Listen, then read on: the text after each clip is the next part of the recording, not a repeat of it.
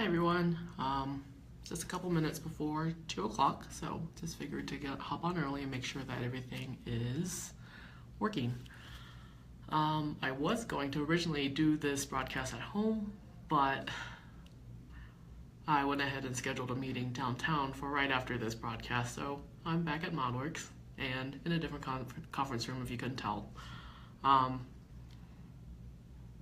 Hopefully we'll get through this material relatively quickly, but of course I don't want to talk too fast. So let's just start off with who is Hashtagitude and who am I? So I am Helene, CEO and founder of Hashtagitude, and we are a digital marketing agency based in Denver. We help businesses grow their online communities authentically and through, I would say, old school methods of, the relationship building focus versus gaining so many followers or getting so many sales. So that's what makes us unique from other agencies, is that we do focus on the community building more than pure sales. Because, obviously sales is what makes the bottom line happen, but for certain kinds of businesses, especially lifestyle businesses, without that community, your business can't grow past what you already currently have. And a lot of times people will be like, why should I buy from your trinket store when I can buy the same stuff from Target for cheaper or from Walmart for cheaper? Just to, give an example. So yes, we do focus on the community building aspect, and in turn, by building genuine communities for our clients, those communities end up being very loyal customers, fans, etc., to where after a while, your marketing ends up being done by your most loyal fans and followers.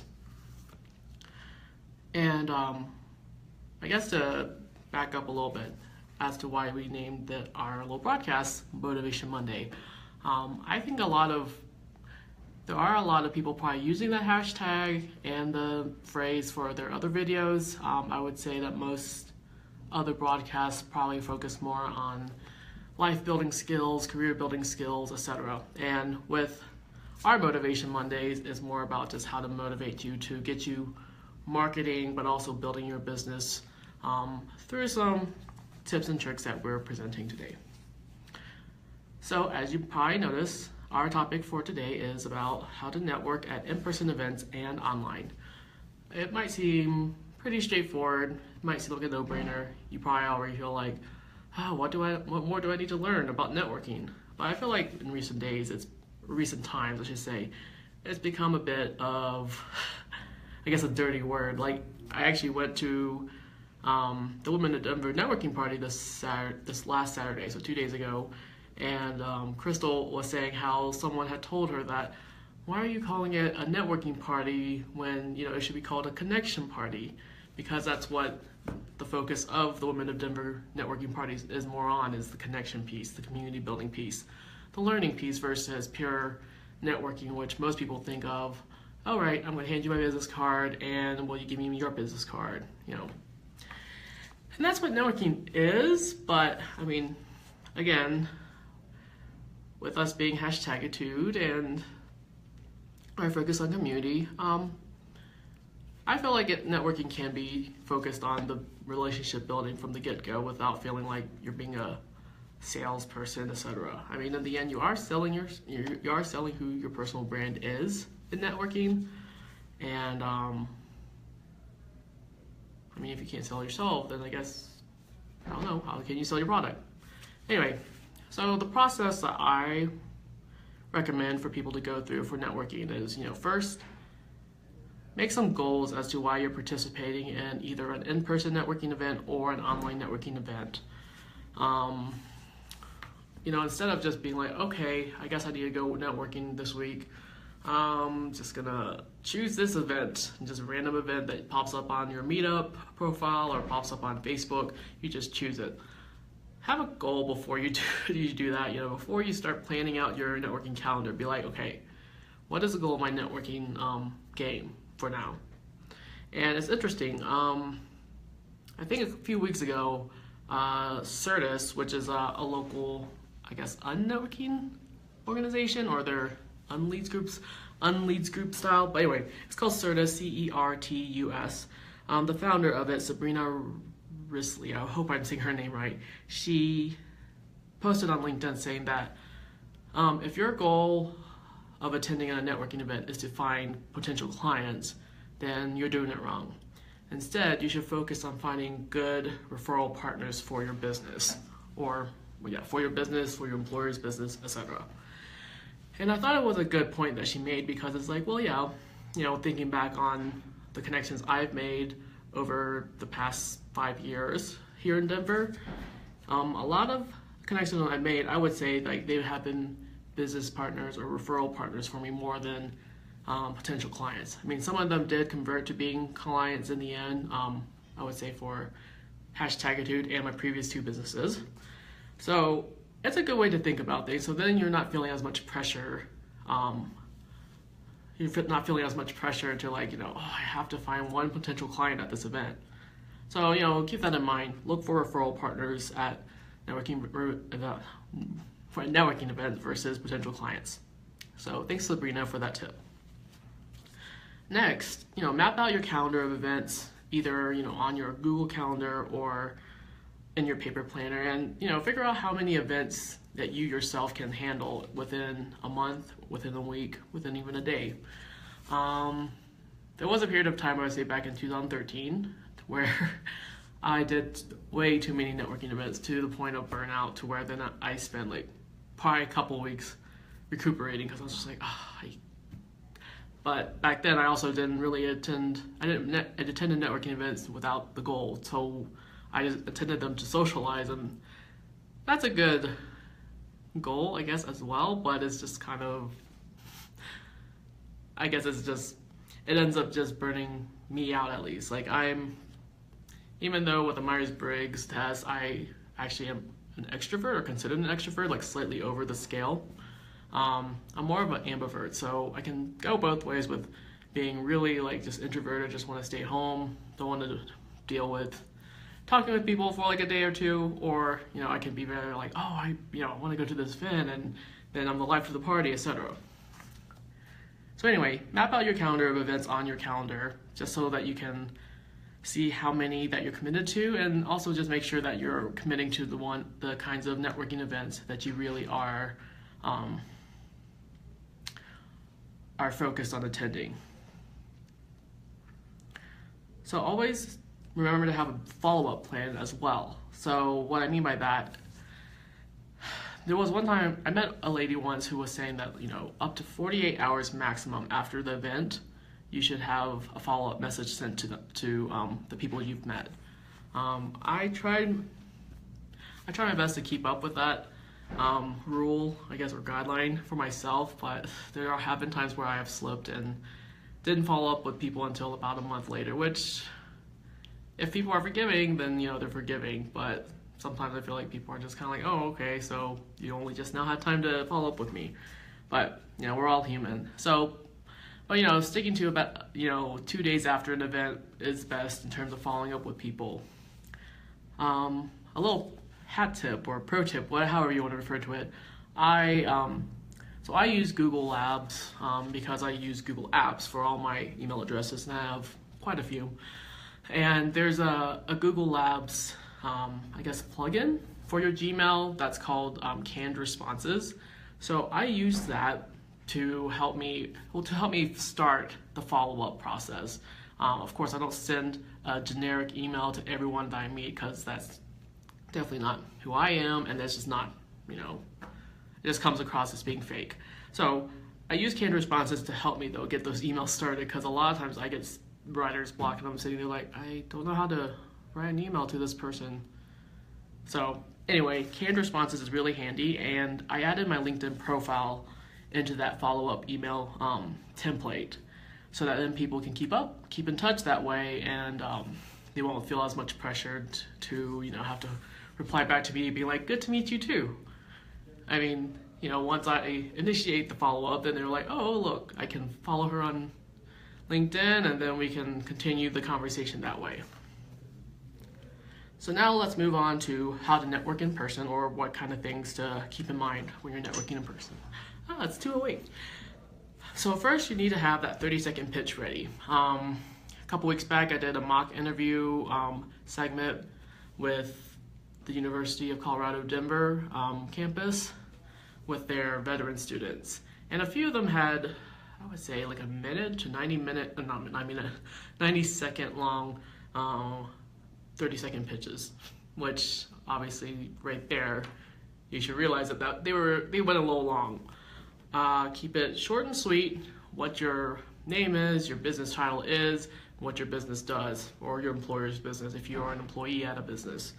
So let me test out my 30-second pitch. I've been working on shortening it up, but haven't perfected it yet. So my 30-second pitch. Hi, I'm Helene Kwong, CEO and founder of Hashtagitude, and we are a digital marketing agency that focuses on building communities for our clients. So maybe I can make that a little more specific later on, but that's my, I would say, 15-second to 30-second pitch right there. So when attending a networking event, and I see that there are 2 people on, but I can't see who it is, so if you want to write a comment, please do so, and I will respond to it probably, I would say, after the podcast. Anyways, I heard from, I guess, a networking expert that when you go to a networking event, you should place your name tag like right here versus like on your chest. And I feel like most people tend to put their name tag on your chest, but because women, we have a little something extra there, it's better to put the name tag up here, like right here on your shoulder, because usually you're going to shake hands with someone anyway, and then they can see your name there versus having to stare at your chest. So that's one pro tip. So, put your name tag right here on your shoulder next time, and hopefully it won't get caught in your hair if you're a woman. And in terms of dress code for networking events, I guess it's probably assumed that you probably should dress up relatively nicely. I would say like business casual, maybe a little more formal. I would err on the side of being a little more formal, depending on the type of networking event you're attending. Now, if you're attending a tech event, okay, maybe you can dress a little more casually. So make sure, of course, that you have your business cards. I would say they definitely are essential. Some people are saying, you don't need your business card anyway, and there are definitely apps out there for your mobile devices where you can just scan someone's business card and just let them keep their card versus you have a stack of cards that you're like, I have to follow up with them. I used one of those kinds of apps before, like several years back. I believe that app actually was discontinued, but right before this broadcast, I checked out the App Store on Apple, seeing what kind of business card scanning apps there are now, and there are plenty. I would say a lot of them are freemium. So make sure also to perfect your handshake. Too loose, some people say it's like a dead fish, but if you're too firm with your grip, then you don't want to feel like you're breaking someone's hand. So I would say, if you feel like you're not sure how your handshake grip is, ask a friend or family member to help you with that, and you can perfect that. So in terms of networking at in-person events, I recommend focusing on the quality of connections you make versus the quantity. So for example, when I attend networking events, I would ideally like to have 5 or like 1 to 5 quality conversations with new people I just met versus going up to a circle of people and be like, hi, here's my business card, blah, blah, blah, blah, and then I leave the circle within like 30 seconds. There have been people that have approached me like that, where I'm just kind of like, that was a bit off-putting, like, I don't know who you are, the context of why you handed out your business card to me, and then also it's like, do I really want to do business with you? I guess that tactic works with some people, but it just kind of comes across as being like, oh, this person doesn't have time to talk with me. Okay, cool. I also learned from my leads group that there is such a thing as a networking waltz. So if you attend a networking event with a friend, which I would recommend, especially if you're a little on the shy side, introverted side, go with a more extroverted friend. But the networking waltz is when it's like, I would say, it's the 2 of you that walks up to one person that you don't know, and perhaps like once you figure out, like if once the two of you figure out if that person would be a good referral partner for one of you two, then it's easier to like show an example, but because it's just me on the screen right now, so basically it's like, you know, if you walk up to two people who seem to know each other, you can start talking with them, and maybe one of them will be like, okay, you know, I'm gonna head over here, and then you and the new person have a conversation, and then someone else joins along, or you see someone else that you know, and you pull them in, and then you exit that little waltz at that point because they made a good connection. So I know that's a little long-winded and probably confusing, but if you ever want to learn about the networking waltz, ask me about it.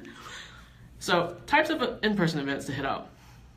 So I attended a speed networking event actually a couple weeks ago. That was pretty intense, but it was a lot of fun. I met 25 people in like 90 minutes. We each only had 90 seconds per, I guess, couple. And I had done speed dating before, and this was a lot more intense because I was just like, ah. And plus, you know, since it's business focused, it's not so much like, oh, what do you like to do, and your interest in whatever. But speed networking, if you can find an event like that, that's definitely fun. If you went to college, whether for undergrad or graduate, and so then clearly you're an alum of that university, try to hit up some alumni events. If your university is not local to where you currently live, generally there are some chapters that have like alumni events, or there's some chapters from different schools that have like chapters. I'm getting tongue-tied. You can attend those kinds of events through your alumni network. So I'm sure you can log on to your alumni portal and find out when there are some alumni events happening in your area. If you are part of a Chamber of Commerce, which I'm a part of too, so the Denver Metro Chamber of Commerce and the Colorado Women's Chamber of Commerce. Oh, I actually get to see who just showed up. Hi, Josie. And I see that there's two other people. For some reason, I just can't see who is viewing other than Josie. Anyway, if you're a part of a Chamber of Commerce, and even if you're not, generally they have a lot of networking events every month. So, you know, check out your local Chamber of Commerce website, see if they have some upcoming networking events that would fit with your schedule and with what you're looking for. Meetup.com, of course, is definitely a good place to look for networking events. A lot of them, I would say, are probably free or low cost. So, I mean, I guess in all honesty, it's been a mixed bag for me in terms of networking type of events through meetup groups. So it just depends on what kind of group you join. Like if it's a more of an industry focused group and you want to meet other people in your industry, Meetup is definitely good for that. I would say in terms of finding referral partners or potential clients, it might be a little harder to do that through Meetup, but I could be wrong as well. With another type of networking event is, of course, conferences. And with most bigger conferences, you can even merge the in-person networking aspect with the online networking aspect with the conference hashtag. If the conference is, I guess, techy enough or advanced enough that you generally have a hashtag for the conference. A good example of that and it's relevant right now, is South by Southwest, which is happening right now, and I'm unfortunately missing it this year, but it's okay. But everyone always sees the hashtag XSW on Twitter at least, and even on Instagram these days. But in terms of having that live conversations, it's more focused on Twitter at a conference. And then the final thing for in-person events, that type of in-person event, a networking event, would be a leads group, which is slightly different from like pure just one-off networking. With leads groups, you're building a relationship with the people in that group, or at least that's been my experience being part of leads groups. Ooh, the time is ticking, and my meeting is in about 10 minutes. Okay, so now we'll move over to how to network online. So I would say, obviously networking online, there's not as much of a protocol with it. I mean, obviously you can network online in your PJs, so There's no dress code, there's no handshake to worry about, but you do still need to come across as being someone that people would want to get to know better. So types of places or how to network online not properly, but effectively. Twitter chats, that's the first thing that I would recommend, but depending on your industry and also depending on how familiar you are with Twitter, these could be one way for you to gain a larger community for either your personal brand or your business brand. And two chats I would recommend that I know that are definitely still running, because I know that there have been quite a few Twitter chats over the years, but I'm not sure how active some of them are anymore, just because, I don't know, to be honest, Twitter has been a bit quiet on my feed, but I've also not been using Twitter as much, which is sad to say because it used to be the only social network that I used to use. But anyway, two chats I would recommend. First one is #Ambitionista. It's run by Mira Jo Lee, who's awesome, and it's happening actually tonight, Monday night, I believe at 5 p.m. Pacific time, 6 p.m. Mountain time, 8 p.m. Eastern time, and Central time, 7 p.m. So it's primarily, I would say it's definitely for women in their 20s and 30s, and I believe tonight's topic is actually about how to deal with your quarter life crisis. And luckily I've gone past that point of the quarter life crisis, yes. But I would say that it's probably still relevant for me and for others who have passed being at the age of 25 to attend. Another Twitter chat I'd recommend, believe it happens on Wednesday nights, is #CreateLounge, and that one's more for creative. So whether you're a guy or girl, man or woman, you can definitely attend that. I forgot what time they actually start that chat. I think it's around like 6 p.m. Mountain time as well, but I'll need to double check that. I'll put that in the comments below if I'll put it in the comments below after this broadcast. Oh, I'm getting a notification saying this is my most commented on live video, but I can't see the comments. Okay, I gotta hurry up with the rest of this because I have 10 minutes until my meeting at 2:30. So another way to network online is connecting with others through LinkedIn or Facebook or Twitter, Instagram, etc. I would say LinkedIn and Facebook, and I guess Twitter as well. All these platforms you can definitely connect with anyone and everyone that you want to. But with LinkedIn and Facebook, there's more of a, you have to do the friend request on Facebook, connection request on LinkedIn. I would recommend if you find someone that you're not, that you haven't met in person yet, that you would like to get to know better, either on LinkedIn or Facebook, send them a personalized message along with your request for being their friend or connection. A lot more people are using Facebook as a professional platform, which, for myself, I don't mind if people add me and I haven't actually met them or we're affiliated through other groups, but there's still some people I would say that treat Facebook more as, their personal life, what they don't want people in their professional world to really see into their personal lives. So, I would say take caution if you're trying to connect through Facebook. I would recommend connecting on LinkedIn first versus on Facebook. But, add in that personalized message, say why exactly you want to connect with them. Even on my LinkedIn profile, I say, if you're going to connect with me and we haven't met yet in person or through another forum, please put in your message why you want to connect with me. Easy instructions, but I still get some generic, I would like to connect on LinkedIn requests, which I'm like, I don't really know if I want to connect. So, along with those lines of building that relationship, like or comment on those people's posts, and if they're local, ask to meet for coffee, or if they're not local, ask to do Skype video with them, to where you get to know them and you can also explain further, okay, this is why I want to establish a working relationship with you.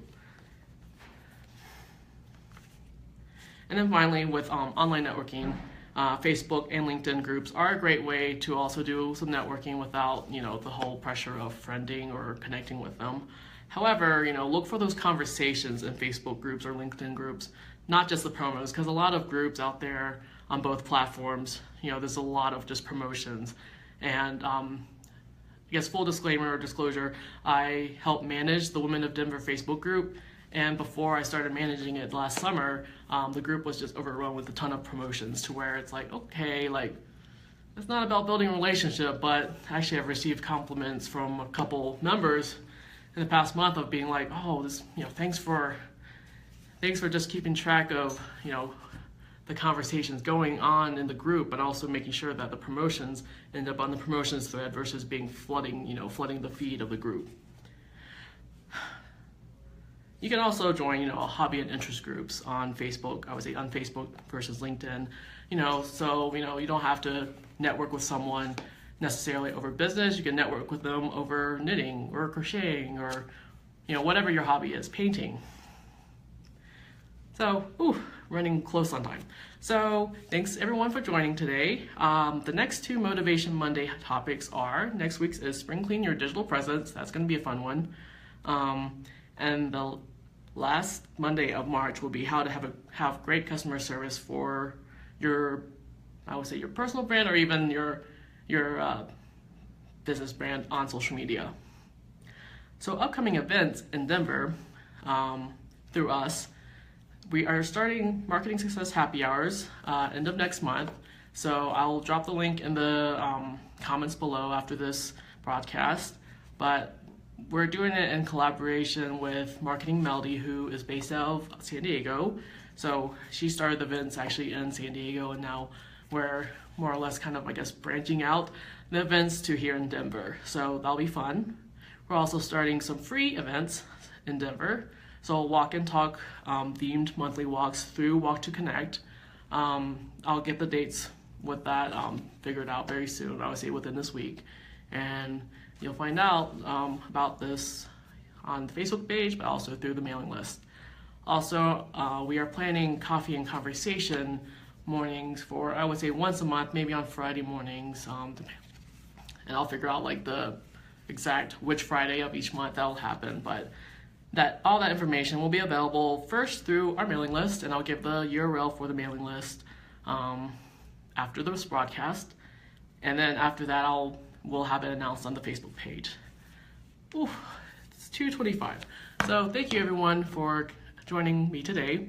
Hopefully the information was all informative, and I'll have to see your comments after this broadcast because for some reason I just could not see them, and I don't know, I wanted to see the comments. Anyway, have a great rest of your Monday afternoon, and I will see you all next week here again for Motivation Monday.